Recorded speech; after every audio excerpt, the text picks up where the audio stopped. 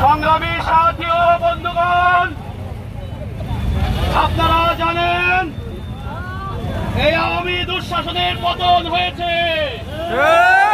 খুনি হাসিনা সরকার দেশ ছেড়ে কাপুরুষের মতো পালিয়ে গিয়েছে। এই 15 বছরে দুঃশাসনের সময় আমাদের শত শত নেতা কর্মীকে নির্বিচারে হত্যা করেছে। আমাদের হাজার হাজার মামলা দিয়ে নেতা কর্মীকে জেল জুলুমের শিকার হতে হয়েছে। আমাদের অনেক নেতা কর্মীকে গুম করে রেখেছে। হাজার হাজার ছাত্র জনতাকে তারা খুন করেছে নির্মম ভাবে। প্রতিটি খুনের আমরা বিচার করবো ইনশাআল্লাহ। বাংলাদেশ জামাত ইসলামী এদেশে সুশাসন কায়েম করতে চায়, আল্লাহর আইন এদেশে কায়েম করতে চায়। সংগ্রামী সাথী ও বন্ধুগণ, আমাদের শোভাযাত্রা অনুষ্ঠিত হচ্ছে। এ পর্যায়ে আমাদের মাঝে বক্তব্য নিয়ে আসছেন বাংলাদেশ জামাত ইসলামী নাটোর জেলা নায়েবে আমির জননেতা অধ্যাপক ইউনুস আলী। জননেতা অধ্যাপক ইউনুস আলী।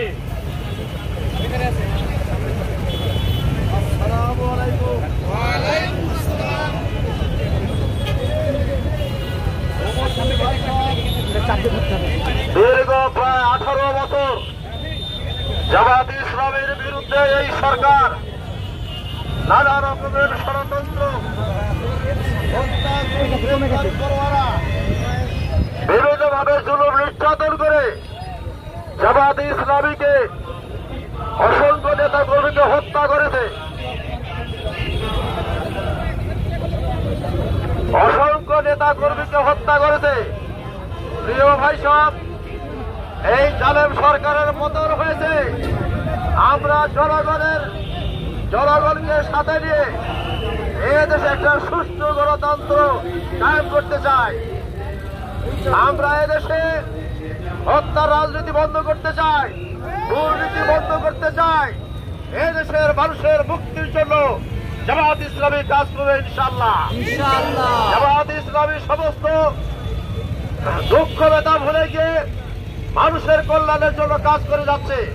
তাই আগামীতে জামাত ইসলামীকে এদেশে বিজয়ী করে এদেশে ইসলাম কায়েম তথা গণমানুষের কল্যাণ, জাতি ধর্ম নির্বিশেষে সবার মুক্তির জন্য জামাত ইসলামের সাথে আপনারা শরীক হন। আসসালামু আলাইকুম ওয়া রাহমাতুল্লাহ।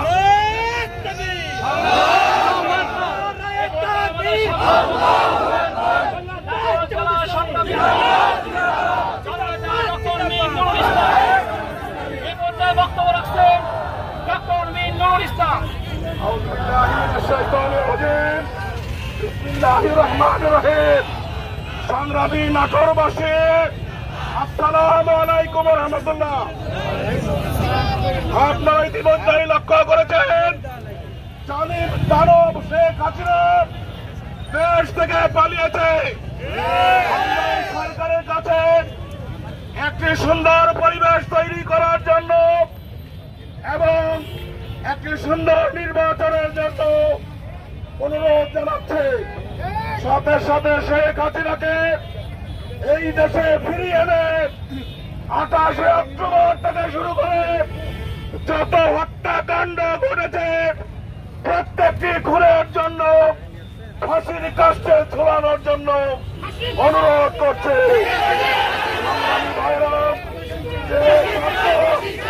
যে ছাত্র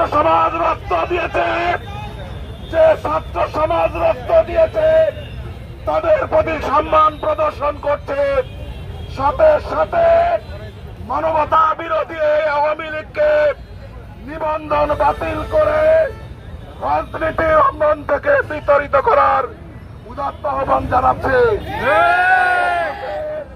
বিভিন্ন শ্রেণীর মানুষ, একটা শ্রেণীর মানুষ হামলা ভাঙচুর করছে, যারা অগ্নি সংযোগ করছে তাদেরকে সমস্ত পরিহার করে সংখ্যালঘু যারা রয়েছেন তাদেরকে আমরা সংখ্যালঘু মনে করি না। সবাইকে নিরাপদে বসবাস করার জন্য অনুরোধ জানিয়ে পরিবেশ তৈরি করার জন্য সকল সুন্দর পরিবেশ তৈরি করার জন্য হামলা, অগ্নিসংযোগ, দখল এবং ধর্মীয় প্রতিষ্ঠানকে নিরাপদে থাকার জন্য পরিবেশ তৈরি করার জন্য আহ্বান জানাচ্ছি। সবাইকে ধন্যবাদ। আসসালামু আলাইকুম ওয়া রাহমাতুল্লাহ। আমরা এখান থেকে আমাদের যাত্রা শুরু হবে। রাস্তায় সুশৃঙ্খলভাবে